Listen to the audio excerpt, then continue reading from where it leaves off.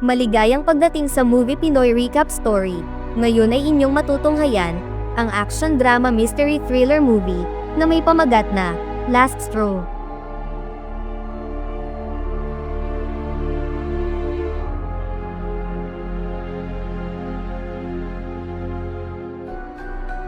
Nagsisimula ang istorya sa pagpapakita sa babaeng nagngangalang Nancy, na mag-isang nagtatrabaho ng night shift sa isang maliit na restaurant. Sa kalagitnaan ng kanyang paghuhugas ng mga plato ay may isang grupo ng mga kalalakihang nakasuot ng maskara ang nagpasimulang mangalampag sa buong paligid. Hindi pa malinaw kung ano ang pakay ng mga ito pero ang tiyak lang sa ngayon ay sobrang takot na takot si Nancy habang pilit siyang hinahabol. Mabilis agad siyang naghanap ng kanyang matataguan.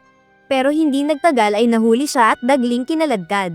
Pagkarating sa kusina ay dito na siya inuumpisahang tikman ng isa sa mga nakamaskara. Sa ngayon ay hindi pa malinaw kung ano ang mga sumunod na naganap. Sa alas 7 ng umaga bago ang mga naunang nangyari, si Nancy ay makikita na nagmamaneho ng kotse papasok sa nasabing trabaho. Matapos pa simpleng magbanyo sa isang damuhan sa lugar ay nagpalit naman siya ng uniform habang nagbabiyahe. Sumakto naman na gayong nagmamadali siya dahil malapit na siyang malate sa pagpasok ay nasira ang gamit niyang kotse. Mabuti na lang ay nakasalubong siya ni Bobby, na isa sa kanyang kasamahan na nagtatrabaho sa nasabing restaurant. Sakay ng bike ay narating na nila ang lugar, pinagalitan siya ng may-ari na nagngangalang Robert, na mapag-aalaman na tatay niya pala at nagtatrabaho muna siya rito habang bakasyon pa sa kanilang paaralan. Ipinaalam ni Robert na kasama siya sa mga magtatrabaho hanggang gabi dahil siya ay mayroong importanteng lakad sa kabilang syudad at sa kinabukasan pa ng umaga makakabalik. Ayaw sana niyang pumayag dahil ang makakasama niya mamayang gabi ay si Jake, na lubos niyang kinaiinisan dahil lagi siya nitong binibwisit na tila nagpapapansin lagi sa kanya. Hindi nagtagal ay umalis na ang kanyang tatay, habang tinitignan ng paluging ulat ng kita ng restaurant para sa buwan na ito ay may isang grupo ng gang ang nanggugulo sa may labas. Sila ang dahilan kung bakit kakaunti na lamang ang mga customer na nagpupunta sa kanilang kainan. Kinumpronta ito ni Nancy at sinabing umalis na kung ayaw nilang tumawag siya ng mga pulis. Pero imbis na umalis ay pinagtawanan pa siya ng mga ito at inayang sumama na lang sa kanila na pakahulugan na tila natitipuhan siya ng mga ito. Muli siyang pumasok habang malagkit na tinititigan ng mga ito ang kanyang likod. Sinubukan na niyang tumawag sa mga pulis, sa kalagitnaan ng pagkausap ay makikita na talagang ayaw nilang tumigil sa ginagawang panggugulo. Nasa isa silang lamesa at nakasuot ng kani-kanilang mga maskara. Sa pangalawang beses na pagkakataon ay muli siyang pinagtripan at habang nagtatawanan ay itinanong kung maaari ba nilang ipasok ang daliri nila sa kanyang butas ng ano.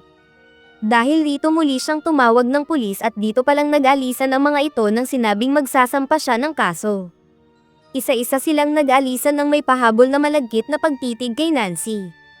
Ang isa ay nakuha pang magbanta na babalik siya mamaya at ipinapangako niya ito sa kanya.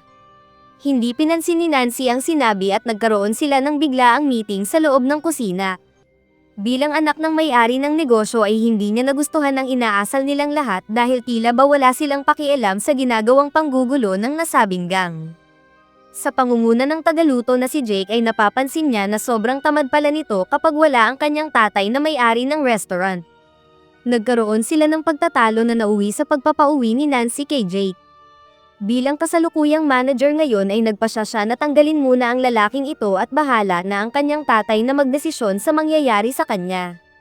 Dahil sa mga nangyari pagsapit ng oras sa pangalawang shift, mag-isa na lamang na natira si Nancy na naiwan upang magtrabaho. Maagap niyang tinapos ang mga pangunahing gawain habang naghihintay na lamang ng mga customer. Sumapit ang alas 9 ng gabi habang papalapit ang oras ng pagsasara, wala siyang kaalam-alam na may nanunood na pala sa kanya. Sa mga ilang sandali lang ay dito na tuluyang bumaligtad ang tila isa lang sanang ordinaryong gabi, sabay-sabay na nagkalampagan ng buong paligid na salamin ng buong restaurant. Kaagad niyang isinara ang pinto at sa isang anggulo ay makikita ang isang nakamaskara kasama ang iba pang mga nakamotor na nasa kabilang bahagi naman sa may labas. Mabilis siyang tumawag sa mga pulis para humingi ng tulong, subalit sa laking pagkadismaya ay sinabi ng kausap na maaantala pa ng ilang minuto ang pagdating ng saklolo sa hindi pa malinaw na dahilan. Pumasok sa kanyang ideya na ang mga ito ay ang kaninang gang na nanggugulo at tila tinutotoo ang nasabing pagbabanta na sila'y babalik. Hindi na niya malaman kung ano ang gagawin, tila nagsisisi siya na pumayag siyang mag-isa lamang na maiwan sa night shift na trabaho. Nagpatuloy ang pagkalampag sa buong paligid ng restaurant. Bawat daanan papasok sa loob ay makikita na talagang sinusubukang buksan ng mga nakamaskara. Sa pagtansya ay nasa 4 silang bilang, na tumutugma sa kaninang grupo kaya kumbinsido na si Nancy na sila nga ang mga ito. Kumuha siya ng kutsilyo sa may kusina na gagamiting panlaban kung sakaling makapasok na sila, pero muli siyang pinangunahan ng kaba ng tila nagawa nilang maputol ang linya ng kuryente. Mabuti na lang nang makalipas ang ilang minutong paghihintay, dumating ang pulis na nagngangalang Officer Brooks. Kataka-taka na bigla na lang nawala ang mga pagkalampag. At ang kainahinala pa rito ay tila namatay ang ilaw sa pamamagitan ng pag-switch off mula sa loob. Ito ang dahilan kung saan naghinala ang pulis kung totoo ba ang kanyang mga sumbong na sinasalakay siya ng isang grupo. Tinignan niya ang buong paligid, mula sa kusina hanggang sa may labas, pero wala talaga itong makita bukod sa napakatahimik na lugar. Inulat ng pulis sa istasyon na wala namang masamang nangyayari rito at baka guni-guni lang lahat ni Nancy ang kanyang naririnig dahil ito ang unang gabi sa pagtatrabaho sa restaurant. Pilit na ipinaliwanag ni Nancy na mayroon talagang mga nanggugulo kanina na gusto siyang pasukin pero nagkibit balikat ang mamang pulis, sa halip ay nakuha pa nitong humingi ng libreng kape. Sa paghigop ng mainit na kape ay pinayo nito na umuwi na lang kagad siya habang tinitignan ang kanyang magandang hubog. Napansin ito ni Nancy at dahil rito ay sumabog siya sa galit, at muling ipinaliwanag na mayroon talagang grupo ng mga kalalakihan kanina na mga nakasuot pa ng maskara ang nambubulabog sa buong paligid. Nang marinig ng pulis ang tungkol sa mga maskara ay naging seryoso bigla ang ekspresyon nito at sinabing nasa mapanganib silang sitwasyon. Bigla na lang sinabi na kailangan nilang umalis kagad. Nagtataka na lamang si Nancy kung bakit biglang nagmamadali ito ngayon na gustong makaalis sa lugar. Hiningi niya ang pagpapaliwanag kung bakit ito takot na agad namang ipinaliwanag ni Brooks ang mga nakamaskarang grupo na sinasabi niyang sumasalakay kanina ay may tinapos na 4 na kabataan sa hindi kalayuan kung nasaan sila kaninang mag-aalas 7 lang ng gabi. Sa kasamaang palad ay hindi na nila nagawa pang makaalis nang biglang umatake na ang mga ito. Napasigaw habang kumakaripas ng pagtakbo si Nancy. Habang ang mamang pulis ay walang tigil na tinadtad ng isa sa mga nakamaskara. Nagtatakbo siya hanggang sa marating ang bodega ng kanilang restaurant. Sa bilis ng pangyayari ay hindi na nagawang makalaban ni Officer Brooks. Gustuhin mang tumulong ni Nancy ay alam niya na wala ring mangyayari dahil nag-iisa lamang siya laban sa 4 na kawatan. Tahimik siyang nagkubli sa loob ng nasabing bodega, tila ba wala silang alam kung nasaan na siya. Makalipas ang ilang minuto ng pag-iyak ay bigla na lang muling tumahimik. At nang sumilip sa labas, ang unang nadatnan ay si Bobby na mamamataan na tila dumating upang kamustahin lang sana siya sa trabaho. Agad niya itong nilapitan, habang nagtataka sa nangyari sa pulis ay sinabi ni Nancy na kailangan nilang magtago kagad. Buong pagmamadali silang nagtungo sa loob ng restaurant. Nagtago sila sa ilalim ng kahera at mabilis na hiniram ang cellphone ni Bobby. Tumawag si Nancy sa kanyang tatay ngunit hindi ito sumasagot. Sumubok siyang tumawag sa pulis pero ganon rin ang resulta, malalaman na lang nasa loob na pala ang mga nakamaskarang grupo. Muli silang nakapagtago sa may likod naman ngayon ng kusina. Nang hiningi muli ni Nancy ang cellphone ni Bobby ay hindi sinasadyang nabunggo ang isang baso. Sa nalikhang ingay ay natunton na ng mga nasabing kawatan ang kanilang pwesto na pinagtataguan. Nagawa pang makapagtago agad ni Nancy sa isang cabinet. Subalit habang sinusubukang magpadala ng text message ng paghingi ng tulong sa kanyang ibang mga kaibigan ay malalaman na lang na kanina pa pala nakatingin ito.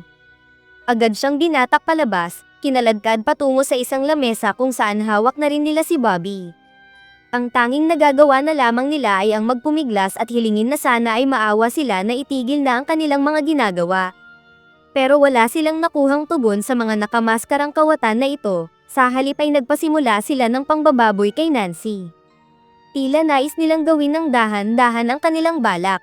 Matapos ang paunang mga pagkapa-kapa sa kanya ay nakuha pa silang paglaruan sa pamamagitan ng puwersahang pagdidikit ng kanilang mga mukha ni Bobby. Sa sumunod, dinala na si Nancy ng tumatayong leader ng mga ito sa may kusina. Nagmakaawa pa siya at sinabing ibibigay na lang niya ang lahat ng kita ng restaurant pero wala pa rin siyang makukuhang pagtugon sa nakamaskara. Habang nakabagsak sa sahig ay tumingin pa ito ng ilang mga segundo bago tuluyang simulan ang pagtikim sa kanya. Gumapang ang malilikot na kamay, sa mga pagkakataong ito ay tila malabo nang makatakas pa siya. Mabuti na lamang, habang paunti-unting nagtatagumpay ang kawatan sa mga may itim na balak sa kanya ay nagawa na niyang maluwagan ang mga gapos. Ito na ang magandang pagkakataon upang tumakas, dumaan siya sa may likod na daanan palabas. Dito ay may nakasalubong siyang isa pang nakamaskara na agad niyang inatake. Sa laking pagkasorpresa ni Nancy ay mabubunyag na ito pala ay si Pete na isa sa mga trabahador ng kanyang ama. Naglabasan silang lahat, gulong-gulo si Nancy nang makita na ang mga nakamaskara pala ay hindi ang inaakala niyang gang bagkus ang mga ito ay sila Jake at ang iba pang mga trabahador na tauhan ng restaurant. Dito mapuputol ang pangkasalukuyang eksena at ipapakita ang mga naunang naganap. Matapos tanggalin kanina sa trabaho si Jake, umalis ito na mayroong hinanakit at pagdaramdam. Para mapatawad at maayos ang lahat ay naisip nila na kumprontahin ang grupo ng gang na palaging nanggugulo sa restaurant. Subalit nang marating nila ang lugar na pinagtatambayan ng mga ito ay agad silang pinagtawanan at hinamak ang kondisyon ni Pete. Dahil dito ay agad na sumabog sa galit si Jake at agad niyang tinapos ang isa sa kanila. Dito na niya ibinuhos ang lahat ng kanyang galit, naging mabilisan ang mga pangyayari at isa-isa nilang inubos ang mga ito. Kinuha niya ang kanilang mga maskara at motorsiklo kung saan inaya niya sila Bobby na gumawa ng eksena kung saan magkukunwari sila ng mga gang na guguluhin at tatakutin nila si Nancy. Kanilang palalabasin na darating si Jake upang iligtas siya sa nasabing pagsalakay ng mga ito. Pero ang plano ay nabulilyaso nang nalaman ng pulis ang ginawang pagligpit kanina nila Jake sa grupo ng gang at walang kaalam-alam sila Bobby sa ginawa nilang mali. Ito ang dahilan kung bakit tinapos ni Jake ang pulis at ang simpleng pagkukunwaring plano lang sana ay nauwi sa makatotohanan na pag-atake. Naisip ni Bobby na sobrang mali na ang ginagawa ng mga kasama niya kaya gumawa na siya ng hakbang para hindi masangkot sa kanilang gawain. Ngayon na mababalik sa kasalukuyang eksena, kaagad na muling nagtatakbo palayo si Nancy. Habang sila Jake naman ay pumasok sa loob para tignan ang kalagayan ni Pete. Kung ayaw nilang makulong ay sinabihan ni Jake ang isang katrabaho na hanapin agad si Nancy. Gusto nang itigil ni Bobby ang kahibangan na ginagawa nila pero hindi sang-ayon si Jake sa kanyang mungkahi. Naaktuhan si Nancy na nasa loob ng kusina, hinabol siya ng isa sa mga trabahador pero lingid sa kanyang kaalaman ay may nakahanda na palang plano si Nancy. Imbis na tumakas palayo ay mas pinili niyang harapin silang lahat. Sa paghampas ay dagli itong bumagsak, sa kasamaang palad ay tila si Jake ang nagwagi sa pagtutuos nila ni Bobby kanina lang. Binuksan ni Nancy ang mga music speakers ng establishmento na naging dahilan para mawala sa focus ang unti-unting nababaliw na si Jake. Nakita niya na sa hanggang sa huling pagkakataon ay gusto siyang tulungan ni Bobby sa pamamagitan ng pagbibigay ng susi ng kotse ng pulis. Tahimik siyang gumapang papalapit rito habang pilit na pinapahinto ni Jake ang pagtugtog. Sa hindi inaasahan ay dumating ang kaibigan at kaklase ni Nancy na magsusundo sana sa kanya. Napatakbo na lang agad ito sa takot ng madatnan ng sitwasyon sa loob. Nakita siya ni Jake at agad na hinabol patungo sa basement na opisina. Nang makakuha ng magandang tiyempo ay agad na inatake ni Nancy ang lalaking ito na tila nasisiraan na talaga ng bait. Sa mga ilang hakbang na lang ay magagawa na sana niyang makatakas palabas. Pero minalas na nakasunod agad si Jake na mabilis naman siyang binatak pabalik sa loob. Hindi niya tinigilan ito hanggat nakikita pa niyang gumagalaw si Nancy. Sa pag-aakalang nailigpit na niya si Nancy ay nagmadali agad siyang umalis. Kaila sa kanyang kaalaman, nilagyan pala ni Nancy ng mga panindang karne ang kanyang suot na naging dahilan para hindi bumaon ang patalim. Isang mabisang plano para maisahan ang demonyong ito, bagamat nanghihina. Sa halip na magtungo sa malapit na istasyon ay napagpasyahan niya na siya mismo ang tatapos sa kahibangan ni Jake, sinurpresa niya ito ng isang mabilisang pag-atake na tuluyang tatapos na sa kanya, sa pagtatapos ay nagpasimula siyang maglakad pa uwi, at sa kanyang pagbagsak ay sumakto na dumating na ang kanyang ama. Special shoutout kay Marvin Rafanan, kay Maria Del Daragosa, kay Razel Agsaluna from Lemery Iloilo, kay RDBC is everywhere, kay Ronel Lacno, kay Bugard Kainin, at kay Ronaldo Gonzales. Maraming salamat po sa inyong walang sawang panunood.